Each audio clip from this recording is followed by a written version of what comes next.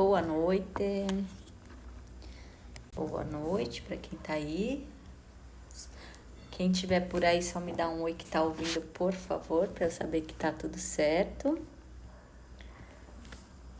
Deixa eu ver se eu consigo fixar aqui o tema.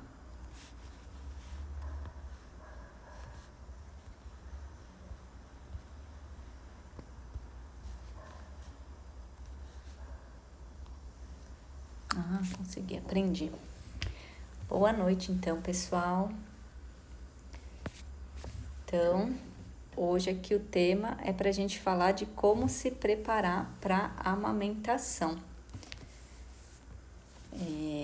É um tema meio polêmico, eu diria, não sei. Porque tem muitos mitos envolvendo a questão do preparo para a amamentação. Então, eu queria trazer isso aqui para vocês hoje, para vocês poderem entender melhor, porque que não precisa fazer nada fisicamente aí nos mamilos, na mama, para se preparar para esse processo aí tão importante para muitas mulheres. Então, eu fiz um roteirinho aqui, só para ficar mais fácil, né? Mas essa semana tá rolando aí uma inscrição para umas aulinhas que eu vou dar semana que vem. Vão ser umas aulas rapidinhas, falando melhor ainda dessa questão do preparo para a amamentação.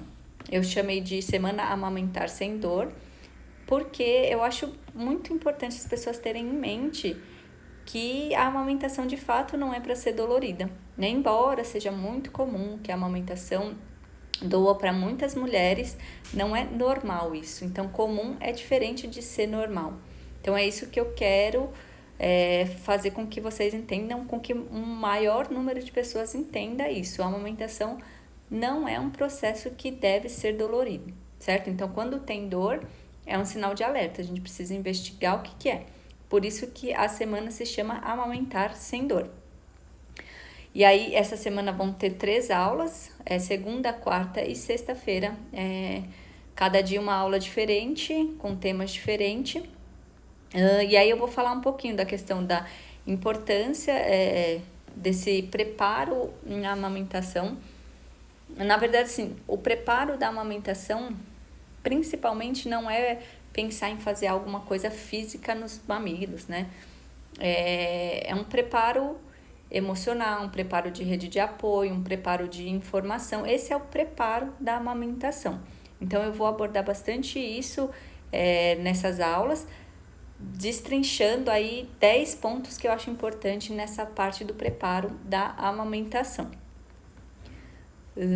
Vou falar também nas aulinhas da semana que vem, vou falar na segunda aula bastante sobre a pega correta, o que é essa tal dessa pega correta que a gente escuta falar, quando vocês começam a pesquisar sobre a amamentação, o que é essa pega correta, por que ela é super importante para a amamentação e é ela que vai ser principalmente a chave para ajudar a amamentação a não ser dolorida na grande maioria dos casos.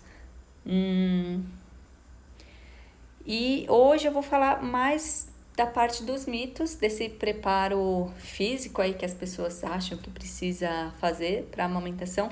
Vou abordar mais essa parte e alguns mitos que me mandaram na caixinha de perguntas que eu deixei nos meus stories, certo?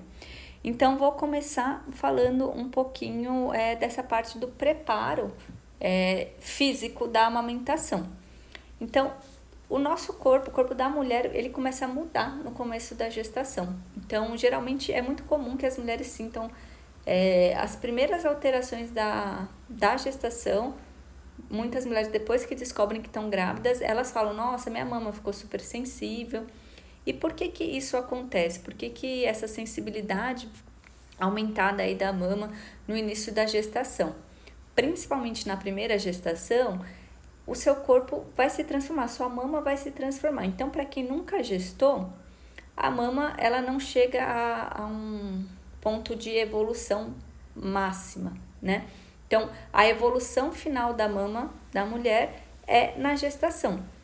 Então, até a mulher gestar, a mama é uma coisa, né? Dentro da mama, ela tem essas glândulas, né? Esse meu tecido aqui tá um pouquinho mal representado, né? Você tem que pensar que para cada caninho, que é o que vai levar o leite para fora, então para cada ducto, você vai ter várias bolinhas, é como se fosse um cachinho de uva para cada caninho. E é assim que é a mama da mulher. E aí na gestação, esses cachos de uvas, eles começam a se desenvolver para poder começar a produzir o leite. Então a fábrica de leite começa a ser constituída aí durante a gestação, durante a primeira metade principalmente da gestação. Esse tecido glandular, né, esses alvéolos, que é a forma técnica de chamar, então esses cachos de uva começam a se proliferar, as células começam a aumentar para na hora que o bebê nascer, eles já estejam com leite lá. Então a primeira metade da gestação é quando o corpo da mulher, a mama da mulher muda nesse sentido de se transformar numa fábrica de leite. E aí, por volta, tem mulheres que 16, 17, 20 semanas, tem mulheres que já estão produzindo leite, né? E qual leite? O primeiro leite, que é aquele colostro. Então, já na gestação, a mulher começa a produção de leite, só que esse leite se mantém aí dentro da mama, porque não tem necessidade desse leite sair. Algumas mulheres, elas têm vazamento aí de leite durante a gestação, mas não é indicado ficar estimulando para não ocorrer nenhum problema nesse momento, né? Então, já na metade aí da gestação, por volta de umas 20 semanas, a mulher já começa a produzir leite. E se porventura esse bebê nascer prematuro, essa mulher já vai estar com a fábrica pronta, né? E aí já vai poder extrair leite, oferecer leite para o seu bebê, mesmo ele sendo prematuro. E esse leite, esse primeiro leite, que é o colostro, ele fica armazenado dentro da mama, não precisa sair porque não tem bebê do lado de fora. Então, esse leite não fica saindo. Como eu falei, algumas mulheres saem, mas não é um quesito de quem sai na gestação vai ter mais leite do que quem não sai. Não pensem assim, tá? A produção de leite, ela tá muito, muito, extremamente relacionada com o estímulo após o nascimento do bebê, certo?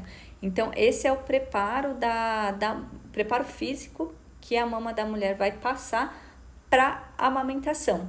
E outra coisa, além do crescimento da glândula mesmo, né?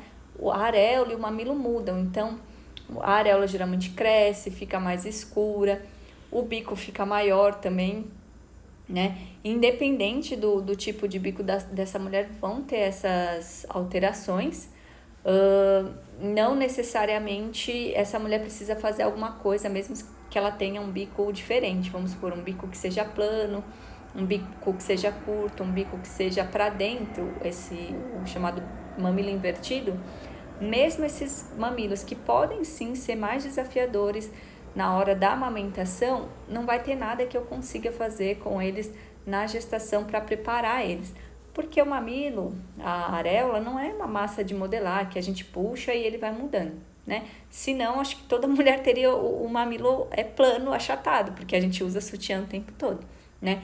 Então, se tivesse alguma efetividade esses exercícios, todo mundo ia ter problema, tipo 100% para amamentar, porque todo mundo ia ter um mamilo achatado, um mamilo plano, por causa dessa questão de estar sempre de roupa, usando sutiã, né?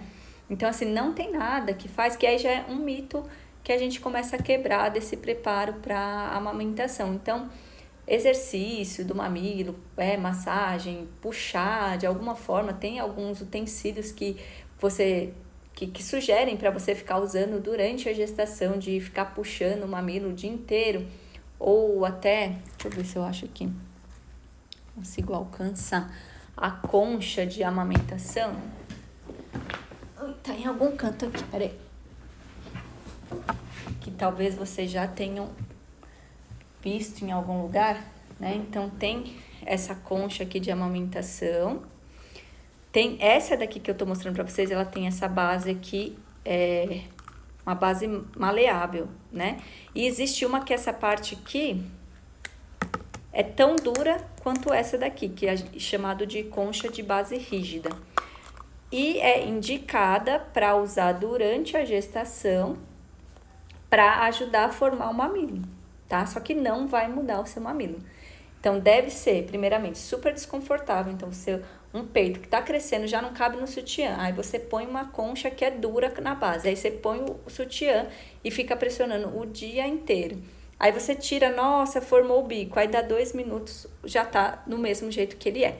Então, assim, não vai mudar, não vale a pena usar esse tipo de utensílio, tá? Porque é isso, o mamilo não é maleável, não é uma massa de molear. Ele é até maleável, né? Mas ele muda rapidamente na hora da mamada. A gente pode, inclusive, usar os tais puxadores para alguns tipos de mamilo, a gente usa, mas é sempre antes da mamada. Então, tô com meu bebê, dou essa puxadinha e aí coloco o bebê para mamar direto, porque se eu fizer isso antes não vai ser funcional, certo? Se tiver dúvida, aqui tem uma caixinha que você consegue, do lado do comentário tem uma interrogação, que vocês podem mandar dúvida, tá? E depois eu rolo aqui os comentários também, se alguém mandar dúvida por aqui, eu posso rolar também. A outra questão da mudança do mamilo, que muitas mulheres também já perguntam, são umas bolinhas ao redor da areola, né? Muitas mulheres têm essas bolinhas, como se fossem algumas espinhas, que são chamados tubérculos de Montgomery, tá? Esses tubérculos, eles são glândulas, que nem os nossos poros que suam, né? São glândulas também, que vão gerar nossa, gente, esqueci. Um óleo, um tipo de um sebo para deixar o mamilo, a areola bem hidratados. Então, outro mito da amamentação, né? Preciso passar alguma coisa para preparar meu mamilo? Não precisa e nem deve, tá? Existem pomadas hoje em dia, por exemplo, a pomada de lanolina, que ela pode ajudar na hora de se você tiver uma fissura, ela pode ajudar a cicatrizar, porque eu tô falando que pode, porque também vai depender do uso, tá? Não é gastar um tubo de lanolina no peito que não vai adiantar nada. Mas, e na gestação, essa lanolina não vai ter nenhum efeito, tá? O efeito que pode ter é um efeito contrário aí, ruim para a amamentação. Então, o seu corpo já vai ter essas glândulas que vão formar um sebo para lubrificar. Um sebo antisséptico também, então ajuda a proteger de micro-organismos. O que você pode fazer, se você quiser, é passar hidratante, o que você usa já na mama mesmo, né? Para ajudar a prevenir estrias, por exemplo, né? Mas no bico, na areola, não deve passar nada. Inclusive, se a gente passa alguma coisa, você corre o risco de obstruir algum dessas glândulas, desses tubérculos que vão ajudar a lubrificar, e você pode, inclusive, obstruir os caninhos, os ductos que levam leite para fora já na gestação. Aí, meu Deus do céu, não quero nem ver um caso desse, porque deve ser desesperador ter uma obstrução de ducto, que é uma coisa que pode acontecer na amamentação já na gestação. Então, na gestação, a gente não mexe no mamilo, não mexe no peito, a gente não faz nada para não atrapalhar esse processo natural do seu próprio organismo, né? A natureza é perfeita, e a gente está aí com trocentos anos de evolução da espécie humana, né? E deu certo até então, no sentido da gente estar aqui, né? Vivo, com aí quase 8 bilhões de seres humanos na face da Terra, porque esse sistema aqui funciona, tá? Então, acreditem aí na evolução. Deixa eu pensar aqui. E aí também, não só o corpo da mulher que se prepara para a amamentação, tá? O bebê também vai se preparar. Deixa eu escolher aqui qual bebê que eu vou usar. Vou usar esse aqui que é maior. Então, o seu bebezinho dentro de você, ele está treinando aí já. Ele já está começando a ter reflexos. O nariz do meu filho tá soltando. Meu filho não tem nome não, viu, gente? Ele já tá aí treinando dentro de você como ele vai sobreviver aqui fora. Então, a gente tem que pensar. A sucção é um reflexo que o bebê vai usar para se alimentar e para se acalmar. Então, esse é um reflexo importante para o bebê, um reflexo importante para a sobrevivência dele. E ele treina isso já dentro da barriga da mãe, tá? Então, é comum, às vezes, as mulheres fazerem ultrassom lá e o bebê tá sugando o dedo, por exemplo, né? Porque o bebê pegar o outro agora que fica mais fácil. Né? O bebê tá meio que todo espremidinho aí dentro da sua barriga, né? Então, passou o pé na frente da boquinha, ele suga. Passou a mão na frente, ele suga. Passa o cordão umbilical, ele suga. Então, ele tá treinando essa sucção. Desculpa, gente. Que vai ser mega importante aí para a sobrevivência dele, né? Então, ele vai treinando aí durante a gestação.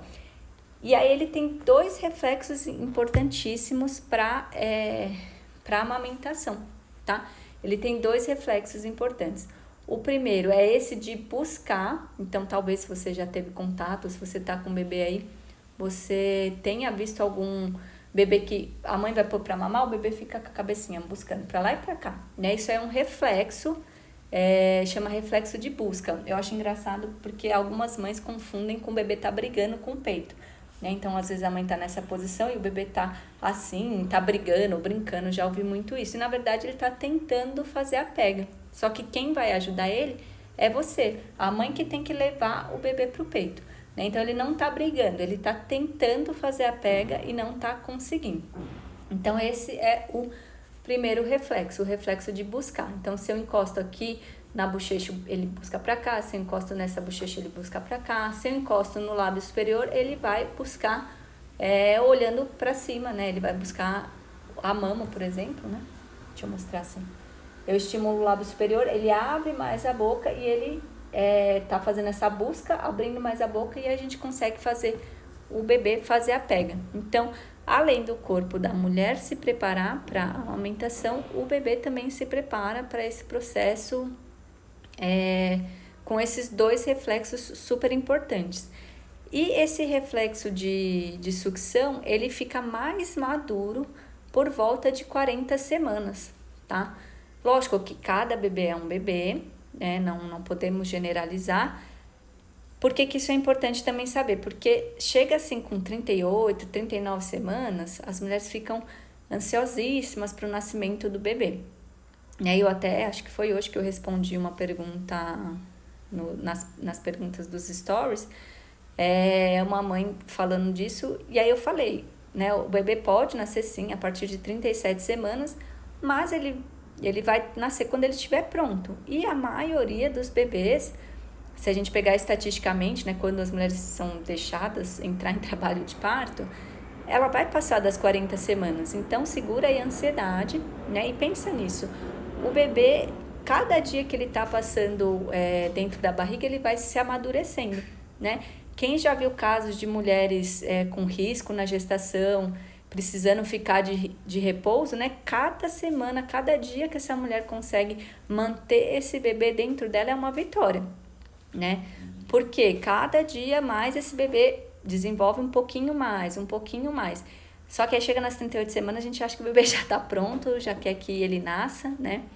Então, segura a ansiedade e saiba que geralmente um dos sinais de que o bebê tá pronto para nascer ele vai liberar alguns elementos químicos na corrente sanguínea da mulher, e aí vai ser uma das coisas que dispara o trabalho de parto, né? Ainda não é certo o mecanismo que faz a mulher entrar em trabalho de parto, ainda são coisas estudadas, mas um dos mecanismos supostos é esse: o bebê está pronto, está maduro, o pulmão dele, que é o último órgão aí que amadurece, e aí ele começa a liberar substâncias na corrente sanguínea da mulher, fazendo a mulher entrar em trabalho de parto.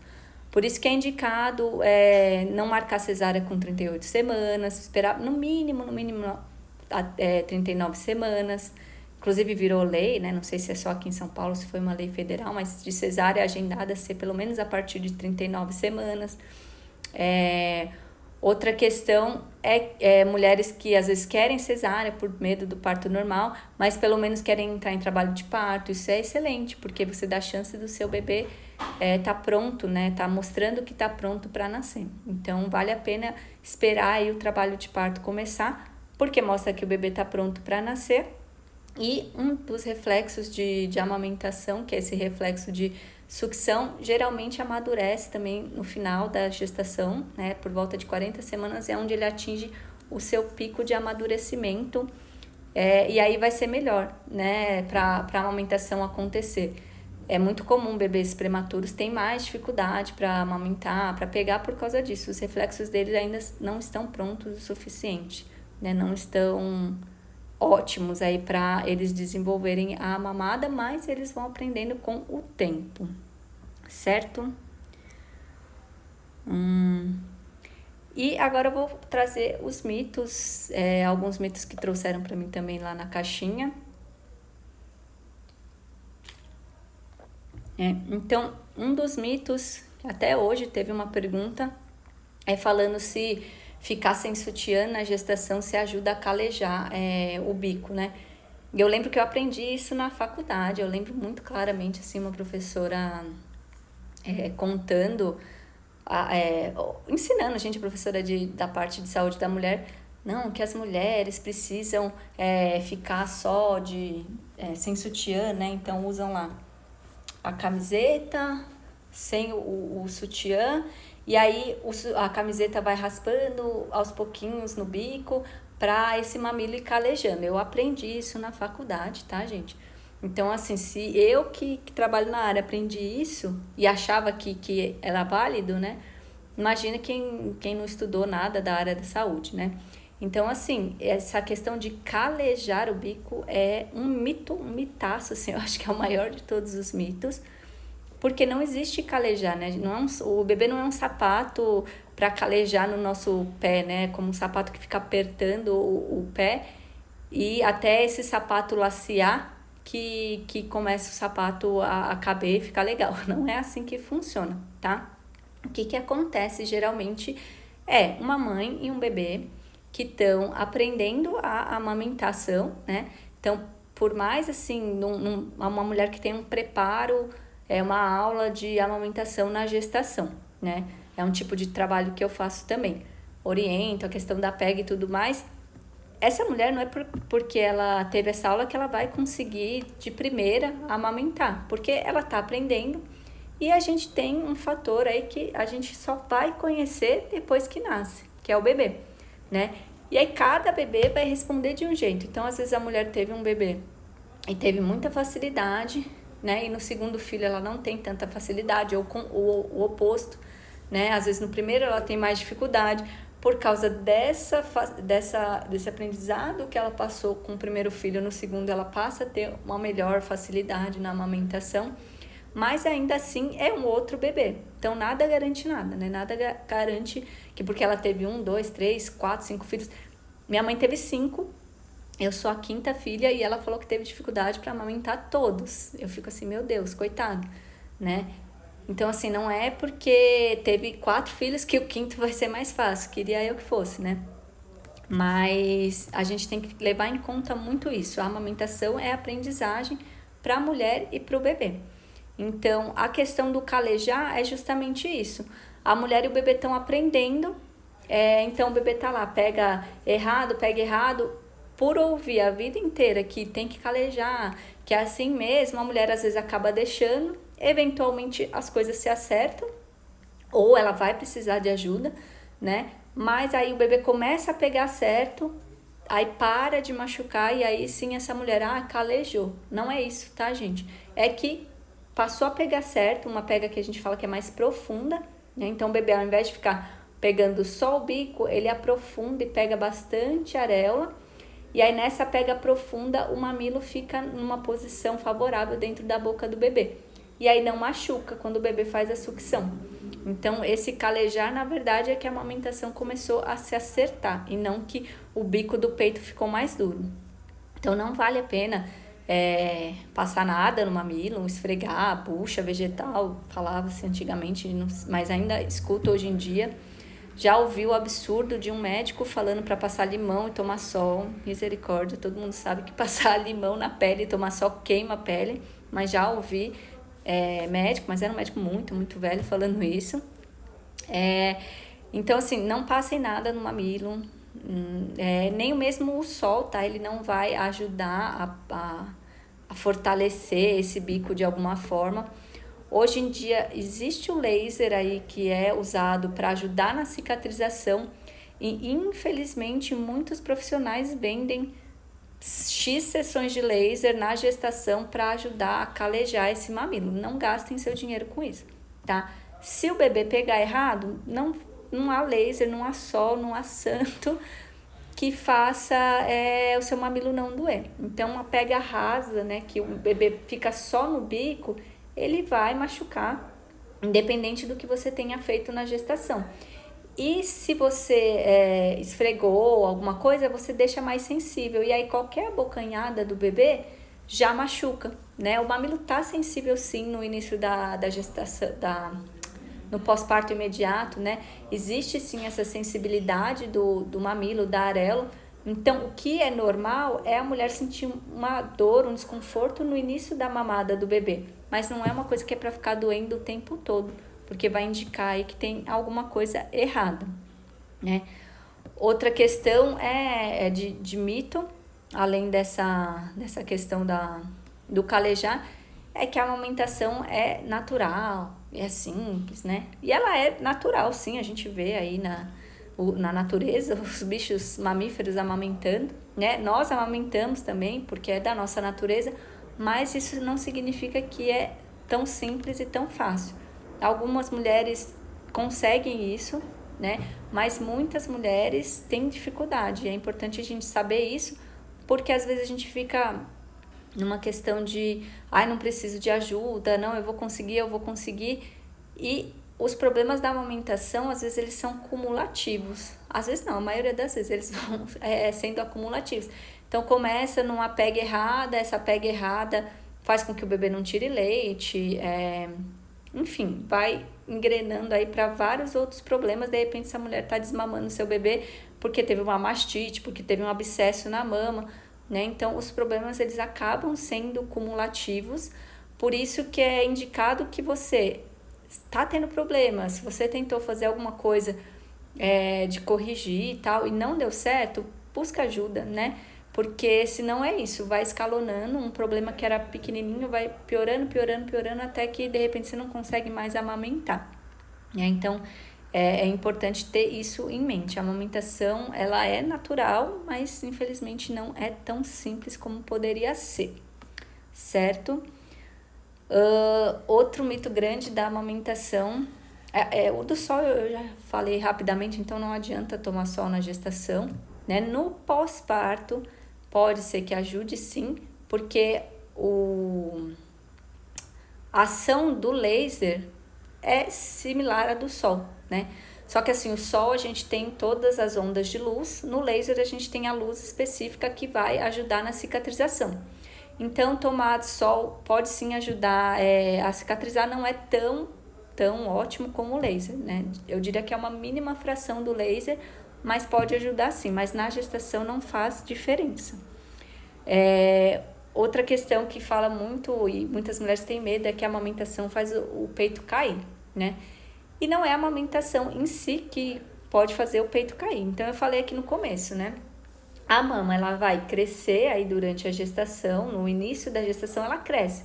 Muitas mulheres falam, meu sutiã aumentou 2, 3 números só na gestação, né?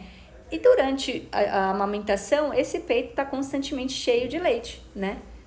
E a hora que essa mulher para de amamentar, esse leite murcha um pouquinho a mama. Então, processo de amamentação que fez essa mama crescer e acabou, a mama ficou um pouco mais flácida. Mas não foi o fato dela amamentar. Se a mulher engravidou, a mama já cresceu, se ela não amamentar, por qualquer motivo que seja, pode ser que a mama dela também fique um pouco mais flácida e caída, porque mesmo se ela resolver não amamentar, é muito provável que ela passe ainda pelo processo de descida do leite, né? Mesmo tomando medicação, existem alguns casos aí que as mulheres tomam medicação logo após o bebê nascer, e essa mama vai encher de leite e depois ela pode ficar um pouco mais flácida. Então, também não existe isso de ser a amamentação que deixa o peito caído, né? Um mito que eu já ouvia muito, hoje em dia eu não escuto mais, mas é a questão de que o mamilo da mulher machuca porque a saliva do bebê é ácida. Não sei se vocês já ouviram isso, da saliva ácida, e já cheguei a acreditar, obviamente, Mas hoje eu penso, gente, que isso aí é totalmente contra a evolução da espécie humana, né, de qualquer outra espécie.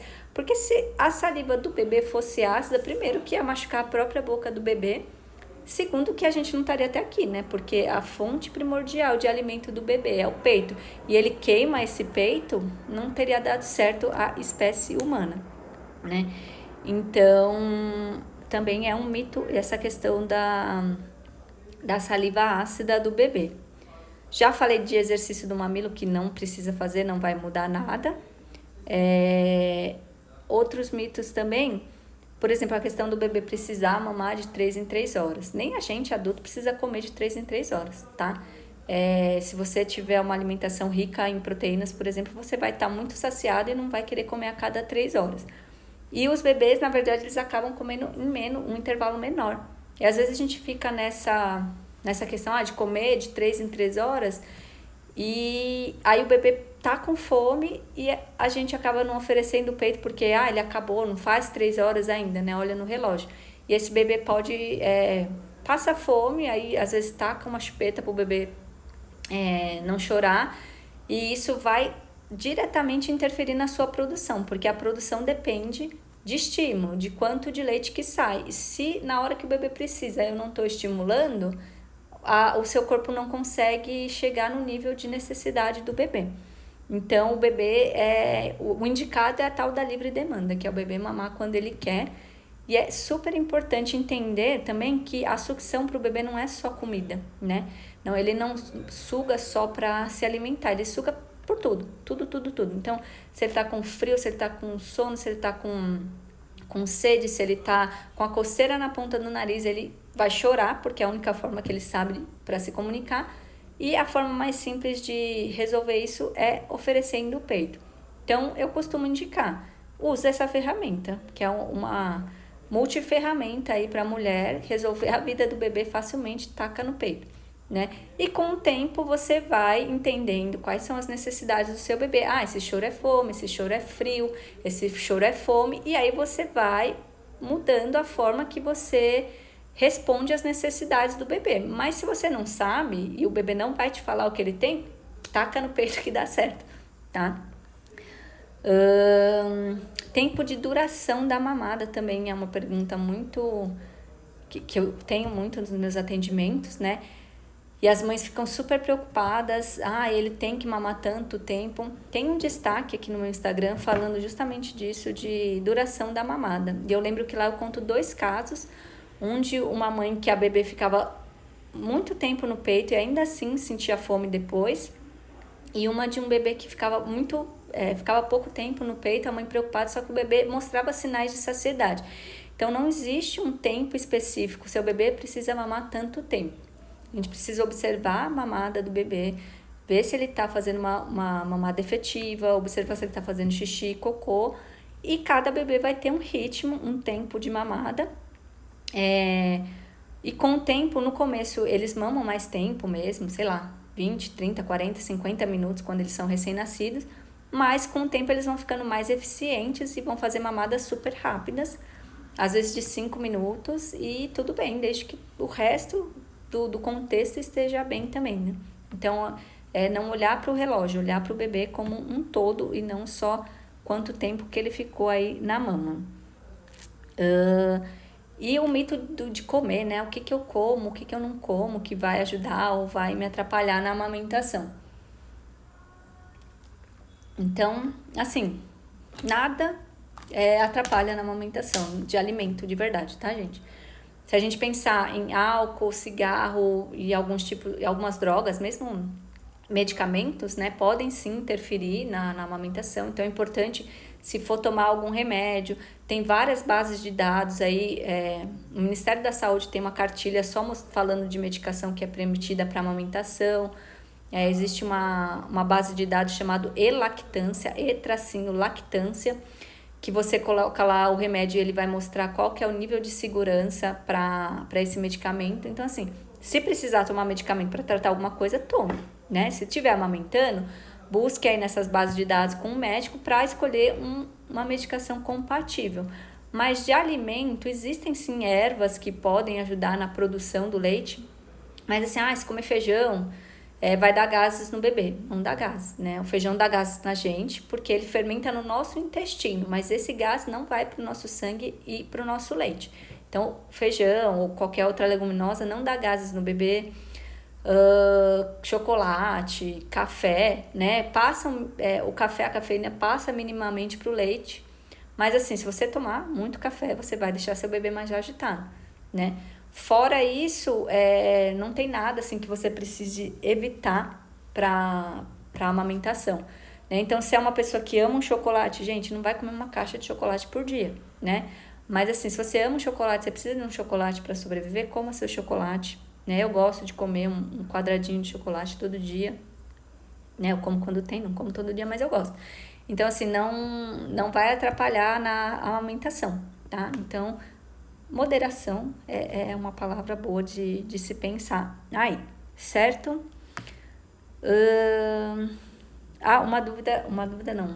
Um mito que é interessante da amamentação é que a amamentação exclusiva, ela previne uma nova gestação, né?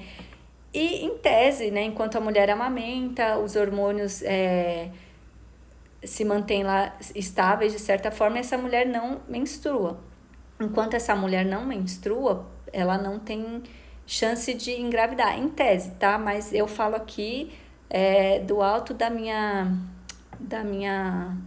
xeretice, porque eu mesma sou prova viva disso, né? Minha mãe tinha laqueadura e amamentava e eu vim mesmo assim. Então, assim, não confiem 100% no método da amamentação como contraceptivo, tá? Usem outros métodos, camisinha, por exemplo. O DIU já pode ser usado também. Anticoncepcional tem alguns que são permitidos na gestação, outros não.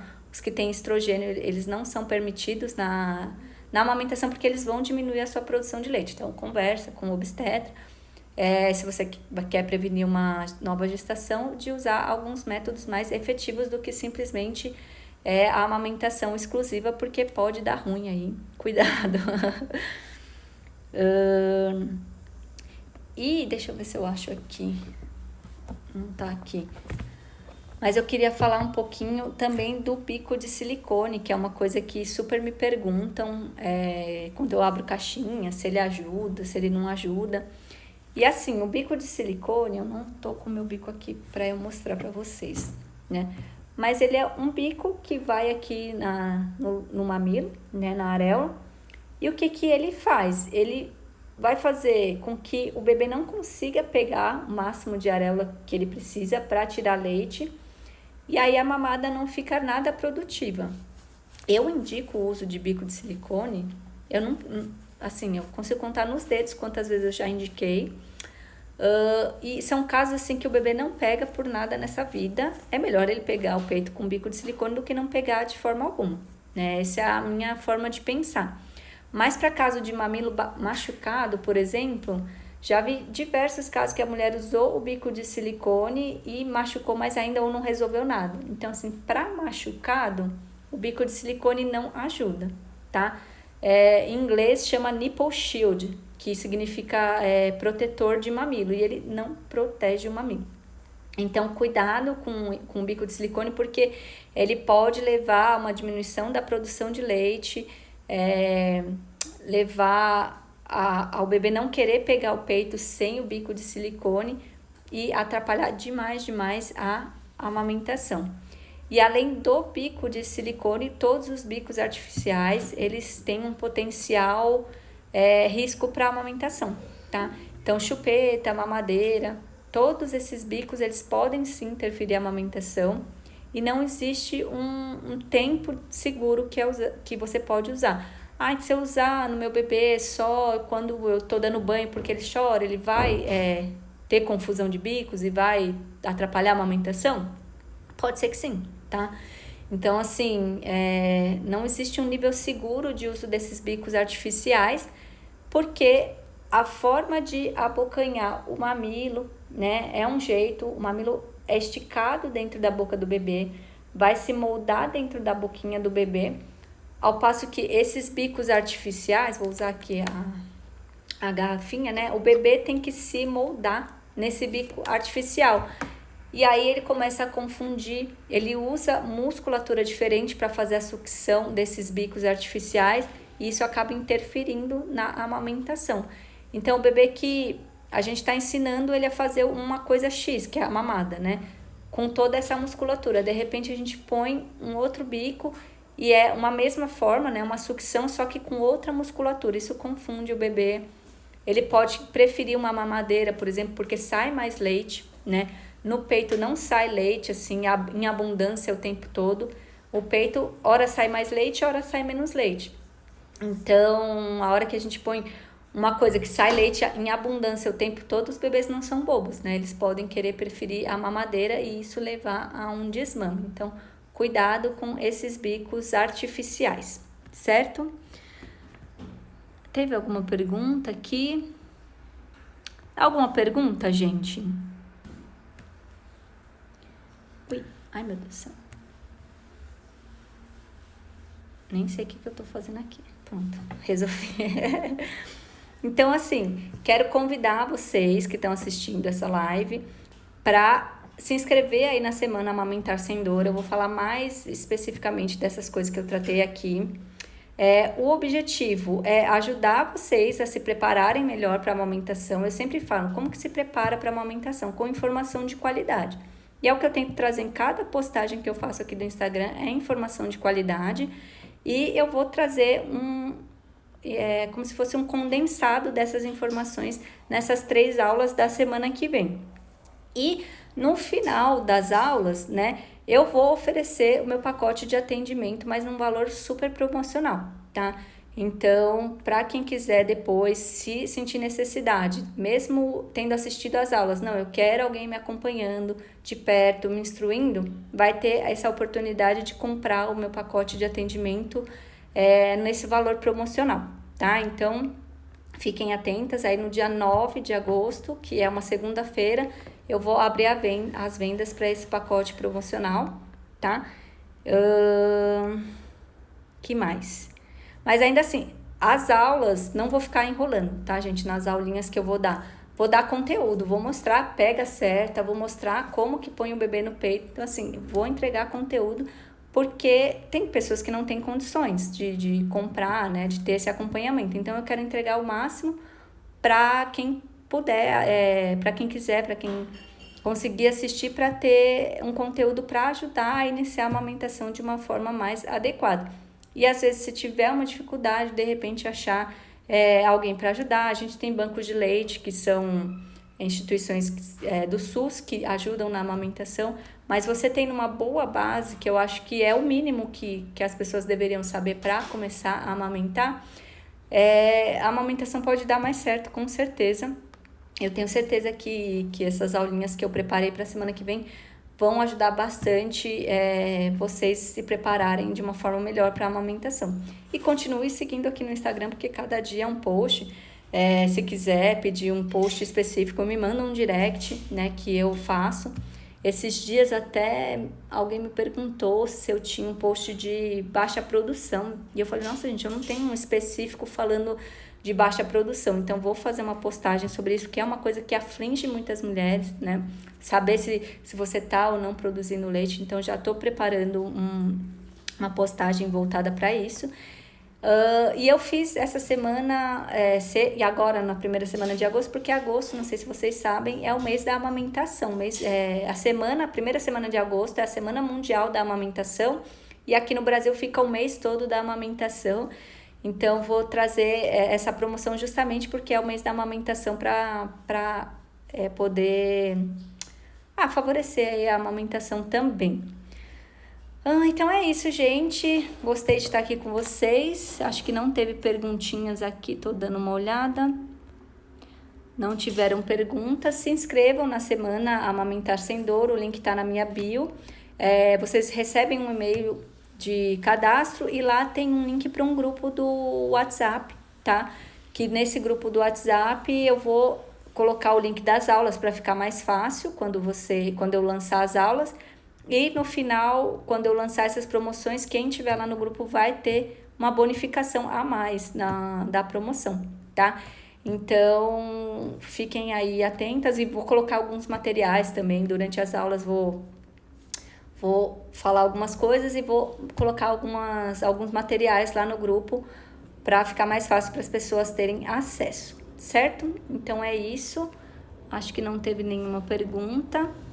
Boa noite, obrigada para todas que assistiram. Vou deixar a live salva, tá? Vou deixar aqui no Instagram e vou jogar no YouTube também, que no YouTube dá para assistir rapidinho e aí acaba otimizando o tempo, certo? Muito obrigada a todos que participaram e deixa eu pegar meu fio que não tem nome, meus filhos, né? Não tem nome, gente. Se vocês quiserem dar nome, pode dar. Meus bonecos que me acompanham nos meus atendimentos, né? Então, tchau, tchau, gente. Obrigada, um abraço.